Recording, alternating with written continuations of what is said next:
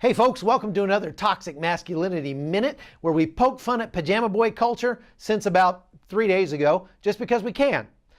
Today, we're going to feature me talking about a guy in Texas who ran off a couple of would-be robbers in the most manly way possible. Check it out. A man heard a commotion outside his Southeast Houston home last Tuesday night at around 10:30 p.m.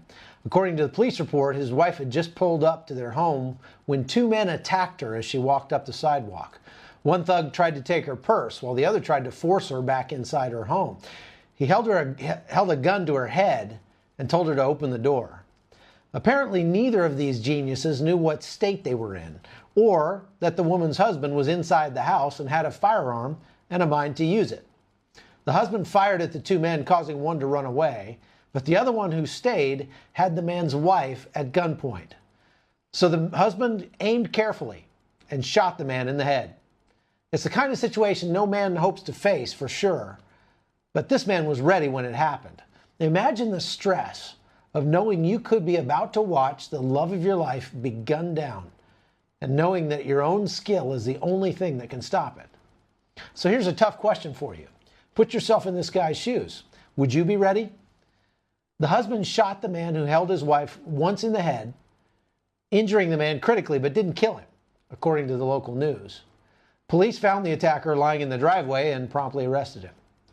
The smarter of these two clowns was the guy who ran away. Police are still looking for that guy.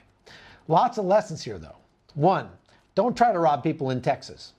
2, if you live in a state that would have prosecuted you for doing what this man did, why? And 3, have you scheduled your next trip to the range? Now look, I'm a simple guy, and this is what I think. I want a government that trusts me to take care of myself. Because, liberty requires trust. I mean, how much freedom does a 2-year-old merit, right? I mean, if you have kids, very little. Because we know that a 2-year-old is likely to go play in the street or start your house on fire. So you monitor him very closely, and you keep him away from matches and sharp objects. But if you still treat your kid like that when he's 23, you and your kid have a problem.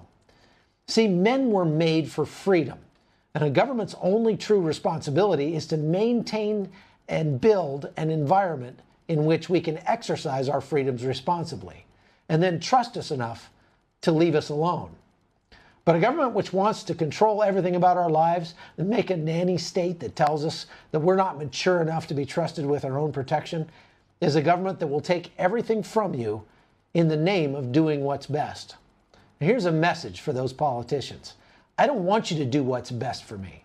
I want you to leave me to do what's best for myself.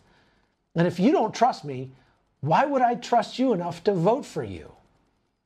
See, Texas trusts its people to protect their own.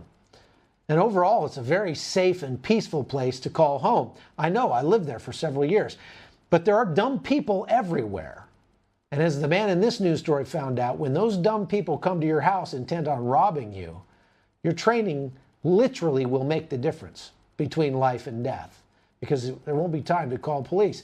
What do you think the liberals would have you do in that situation?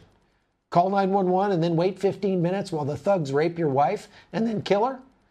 Because they don't trust you to take care of yourself. We do.